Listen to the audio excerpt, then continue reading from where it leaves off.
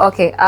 So before we talk about that, I would like to talk about maybe some conditions and eye visual problems. Please. Then you could maybe see you could be the target market. Where you fall. Yes, because we Yes. may say they're young, they're old, and then someone will be like, no, this is now not for me. Yes. So first thing, one of the things that first cause affect your vision, bring vision problems.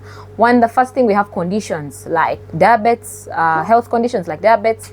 We have hypertension, not leaving other factors, but those are the major ones. So if you know anyone that has this, most likely their vision may have a problem with that. So it is one of the people we're actually now running to. And then we have people who have hereditary issues.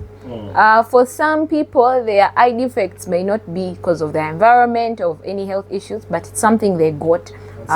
Ancestry, yes. Genes. So for example, if you realize that your grandfather wore glasses, your father is wearing glasses, everyone in your family or your uncles are wearing glasses, most likely you may have that defect, but you may not know. So if just notice certain things, but also even just with the eyes, even with other conditions like diabetes and pressure, I tell people that if you realize in your family most of the people have pressure and diabetes, most likely you may get it if you're not very cautious with it. Yeah. So people who have that kind of condition realize not in your family, you'll be like, there's this thing I've seen in my family, I need to just double check. In simple terms, people with such conditions, this campaign is all for us. Yes. Well, I'm using us because we are talking to us. All of us. All of us. Yes. Yes. But you mentioned something earlier. You said that when your father, your uncles, and I'm beginning to think, is it a trait that is only masculine, or perhaps even when I see my mothers, my aunties? Yes, even the ladies. It's just everyone. Anyone in your family. I tell most times when you come in for a test, we ask such questions. Do you have anyone in your family wearing glasses? Once you say yes, then it's something we need to actually check out for. So besides, because we're trying to make an understanding of who the target person is, but even within that understanding, when we talk about the genetic elements, how are eye defects passed?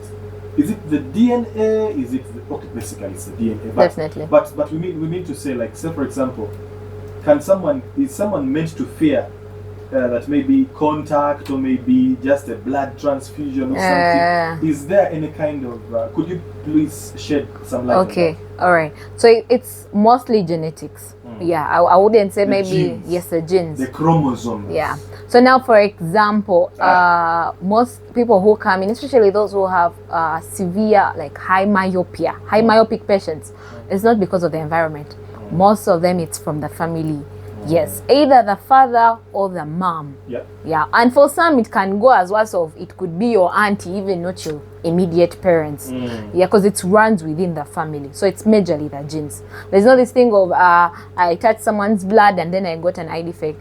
Rarely that circumstances happen. They are NCDs. Yes. So, but most but most times it's transmitted mostly by genes. So it's a family issue. Especially if you find out your family, most of them are wearing glasses, you need to go and do a check and see. Yes. So before we even go further into the categorizations we are targeting, let's make an understanding of how hypertension, how diabetes actually can affect someone's vision, their sight, their eyes. Okay, that's actually a very good question. So you see, diabetes and hypertension affects the blood pressure of your body. And so when you realize people, they say it in Uganda, sukari alinye, in that kind of sense, they don't realize it's the pressure that has increased. So the way the blood moves in your system. Now, because the eyes are a very small organ, the blood vessels are actually very small. So imagine the pressure of the body that's not controlled. When it comes really, really high to the eyes, it tends to affect the blood vessels of the eyes. For some cases, they burst, and once it bursts, it's very hard to regain back that vision. For some, it tends to swell because it's trying to accommodate that pressure. So it may affect how your eyes interpret. And that's why people who have such conditions get what we call glaucoma. That is, in Uganda, it's a pressure yamaso. So, and then you find that it's very hard for you to recognize things, especially from a distance. Things are just blurry. You didn't have any eye defect, but later on you start noticing things are very blurry from a distance.